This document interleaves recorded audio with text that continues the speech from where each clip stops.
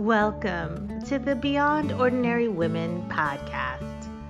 Every 2 weeks, we post podcast versions of one of our free training videos, or you can access our videos now at beyondordinarywomen.org. Enjoy the podcast.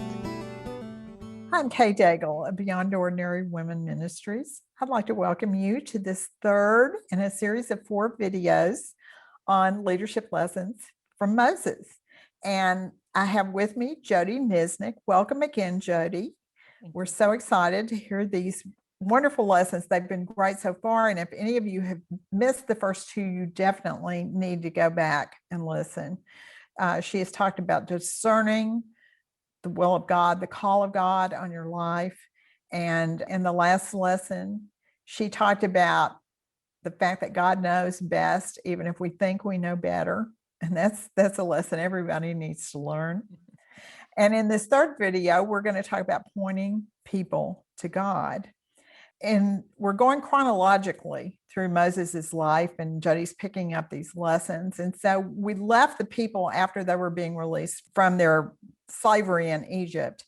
And she's going to take us from there to the point where we can learn this lesson about pointing people to God. So Jodie, tell us what's going on in Moses's life. Yeah, so Moses and some 2 million people are now heading the long way around to the promised land, which is taking them toward the Red Sea. And Pharaoh, who was holding them in slavery, has had a change of heart. He realizes, oh my goodness, I let all of these people go, and this is not going to work out for me. So he assembles his strongest army, and they head out in pursuit of the Israelites. And as the Israelites are coming up toward the Red Sea, the Egyptian army starts to kind of close in behind them. So the Israelites find themselves hemmed in, and there's nowhere to go. If they go back, they face the army. If they go forward, they're swimming in a sea. So it's at this point that anxiety starts to rise in the people. And Exodus 14:11 says this. It's describing how they're losing heart. And it says that the people say to Moses, "Was it because there were no graves in Egypt that you brought us to the desert to die? What have you done by bringing us out of Egypt?" And Moses turns around and says to them, "Do not be afraid. You are going to see the deliverance of God. The Lord is going to fight for you. You just have to be still." And then in the next verse, God says to Moses, "Tell the people to move forward." And with that, God tells him how to do it. And so Moses raises his staff, and you can only imagine the waters part, and the people then, the only thing to do is to walk through the waters. And I can only imagine how scary that must have been to walk through walls of water on both sides of you.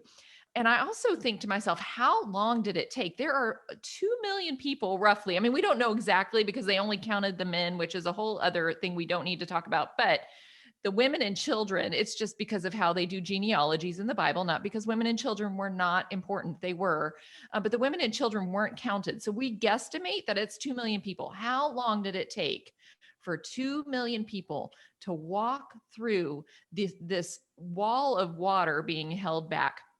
Every single one of them, if they looked, they saw that it was Moses who's holding back the water with his staff. Of course, it's really the power of God doing it, but they see Moses. So the question now is, once they get to the other side, how are they going to respond to Moses? Because I think they're just a few short steps away from worshiping Moses instead of worshiping God. And isn't that the tendency of people always, is to turn their attention to the person in front of them instead of to the Lord? And yet saying, yes, God did it, but beginning to worship a person. And we see that. I mean, this is like today's headlines in Christian circles, that a pastor, a leader, begins to get a lot of acclaim. This person's very, very gifted. This person just seems to walk with God and can do everything right. Everything is being blessed. And the people begin to really put their loyalty with this person instead of God, and seek this person instead of God. So what does Moses do when that starts to happen, or even just the danger of it? Yeah, I mean, I totally agree with you. It's very dangerous territory when this starts to happen. When there's success in ministry, especially in very public ministry, people want to misplace the worship. It's a very subtle thing too, because they would never say that that's actually what they're doing, but they start to hold this person up and look to them as the source instead of God.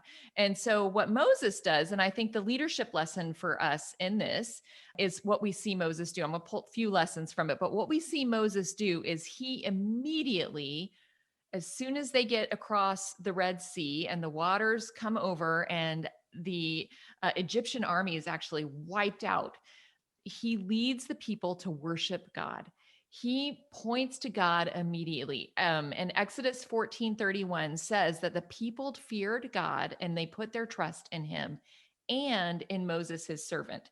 And I think that's important because it's not, people should trust us and people should look to us to point them to Jesus, to point them to God, and in some ways follow us, but they should be following us because we have a deep, sincere relationship with the Lord.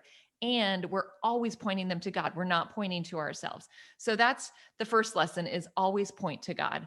When something goes well, when the Spirit starts moving, people want to put you on a pedestal. It happens. It's happened to me. People will come and praise me for something I said or something I did. And it's just, it has to be a discipline in our lives to say, if it was good, I got out of the way. God said that to you, not me. Of course, I, sat down and did the work, but this is God moving. So always be pointing people to God. And the second thing I think is praising him publicly. So that's, how is God moving in your life? Talk about what God is doing, not your own wisdom. You'll hear a lot of people just talk about great wisdom and wise things to do. That's great. But let's talk about what God is doing, how God is moving, how he is pointing us to him, how he's refining us, how he's convicting us. So point to God, praise him publicly. The third thing, though, is a little different, and that is to protect our private relationship with the Lord. This is something I learned a long time ago, that there are things that have to be just between me and the Lord. So every time I read the Bible is not for me to prepare teaching for other people. Every time I am doing something with God, it's not for public consumption. It's actually, there are sacred places in my relationship with the Lord. And we actually see Moses do this all through the story, because he draws away to something called the tent of meeting, which is basically this tent that's set up just for Moses and God to meet together. It's this private place where they talk. And later we learn that God meets with Moses face to face as someone would meet with a friend, which must have been amazing. And Moses logged hours and hours and hours in that tent of meeting. And we are not privy to those conversations. We have no idea what Moses and God talked about. Maybe someday in heaven, I just imagine we're going to get to have coffee with all of these people because it's eternity. And so we can sit with Moses and be like, and what did you guys talk about? When you met with God face to face, what was it like? What did you talk about? And maybe we'll get to hear then. Maybe he'll say, that's just between God and I don't know. But those are private, intimate moments between him and the Lord. And then the fourth lesson, I think, is that we also need to pursue personal relationships in our lives. To avoid being put on a pedestal, we need to have people in our lives that know who we are apart from the public ministry we're doing or any kind of platform that we have. And Moses had Aaron, his brother. Moses also had his father-in-law, Jethro, which we read in the story. Jethro came in and he told Moses some very hard things that Moses needed to hear. I also, if you'll notice, I did a very great preacher trick. I made those all P's for you. So they are point to God, praise him publicly, protect your private relationship with God, and pursue personal relationships. That's great. Well, and I so agree with all of those. And personally, I'd just like to say that I think course, the last one, pursuing those personal other relationships. I think you have to be very intentional about it because you can get so busy with your ministry and you can get so busy with the people that you're working in ministry with that you let go of those other people in your lives that you really, really need because, as you say, they know you and you can really talk to them about anything. So thank you, Jodie, for another great, really set of lessons from Moses. And we have one more video podcast. And in this last one, Jodie is going to talk about the temptation to accommodate others. So we will see you then. Thanks for listening to the Beyond Ordinary Women podcast. You can find more podcast episodes and resources for women in leadership by going to beyondordinarywomen.org. This podcast is produced by Beyond Ordinary Women Ministry. Our production team includes Evelyn Babcock, Kay Daigle, Deborah Herring, and Sharifa Stevens. Theme music, Back in Stride by Don Miller, used courtesy of Christine Miller.